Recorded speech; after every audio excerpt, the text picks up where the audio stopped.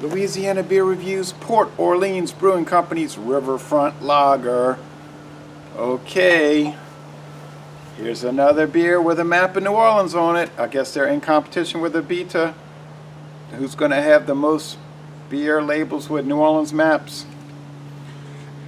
It's got a paddle wheel. Also, it has a compass like the Abita, 30 degrees north, 90 degrees west. 5% alcohol. It's showing Uptown, Algiers, same thing, but it doesn't label that. Shows the canals and roads. 4124 Chapatula Street in Uptown New Orleans.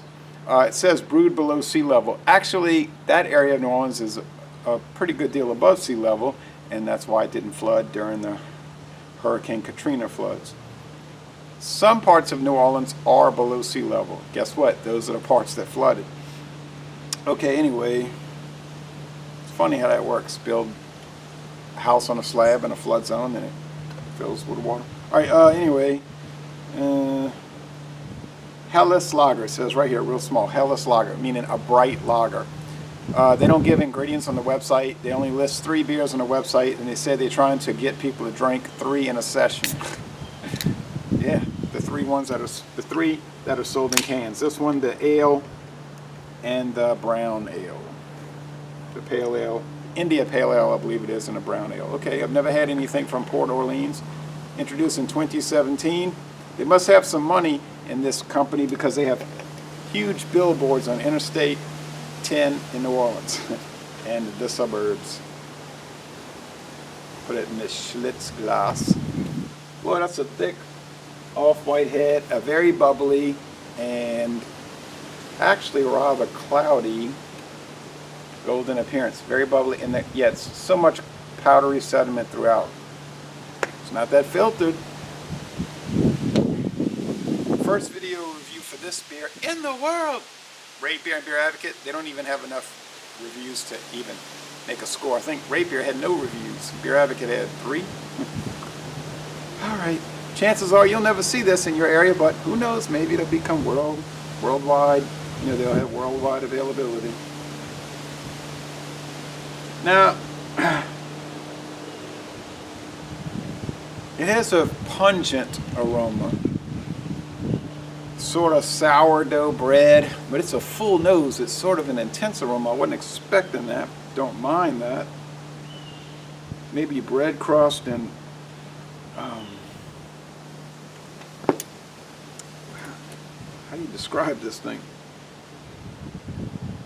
I don't want to say sourness like the sourdough. It's a little odd.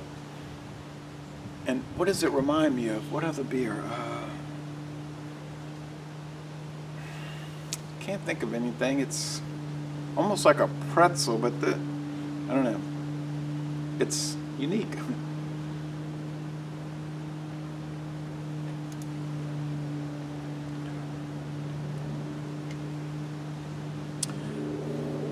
I think the IBUs must be about 22, at least 18, probably no more than 22. There's a little hop bitterness bite there in the mid to end of the sip. Nice lacing.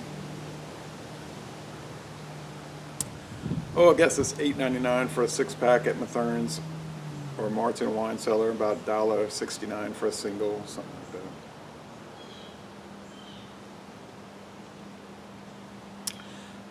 that. I don't believe it's sold in bottles, only cans, whereas the Abita is sold in bottles and cans. Oh, and this is also on draft in some places. Crisp finish, medium body. A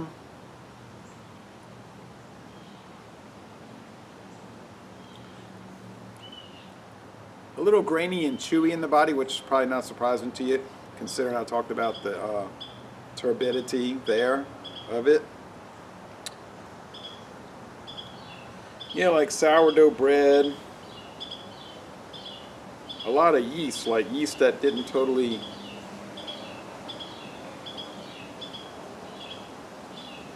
get cooked away, or you know, it's like almost alive a little bit.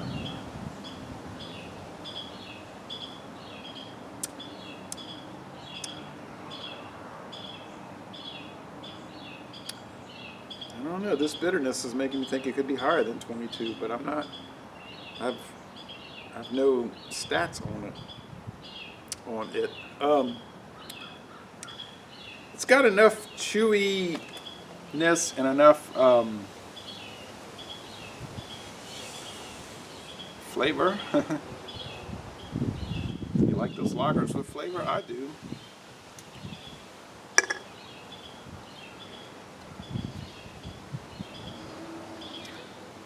Some sweetness too, but enough of a bitter note that I think it would pair well with something like a muffalata, you know, with the olive salad and this sliced salami and this different cheeses and the other different meats and that thick bread and it's, you know, sesame seed bread. So something like that, yeah. Or maybe some grilled oysters. Maybe an oyster po' boy, something, yeah. Yeah. I think so. It's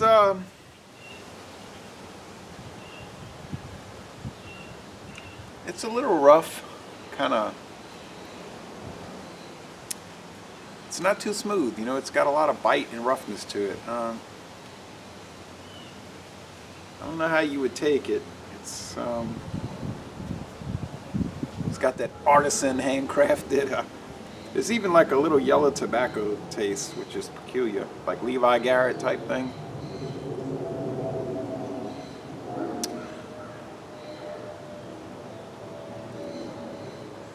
Probably want to pair with some of your sharper cheeses, your Limburger or Gorgonzola.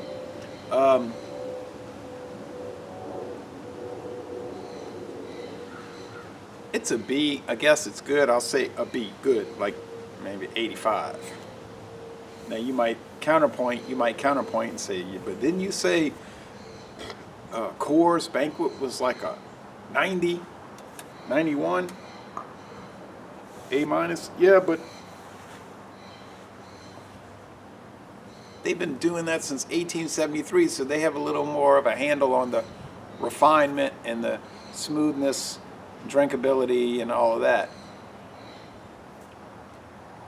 But you know, it is what it is. If you want to try it, check it out. Might like it, might not. I have a tendency to favor it. Of course, Coors Banquet, I have a tendency to just like love it, you know, be bragging on it all the time. But hey, I'm not gonna be a homer and just brag on something because it's from around here. I'm gonna call it like I see it. How does this hold up against, say, like a Schlitz? I know those are adjuncts. I realize they're adjunct like. Yeah, this is not gonna be able to hang with Schlitz. I got it in a Schlitz glass, but Schlitz is cleaner, smoother, snappier, nicer, better, you know. But hey, they're out there on the river, right on the riverfront, trying to make it, so I hope they do well. Especially since their interests don't conflict with my interests. So laissez-les bon temps relais, decently good product, and y'all come on down to southeastern Louisiana.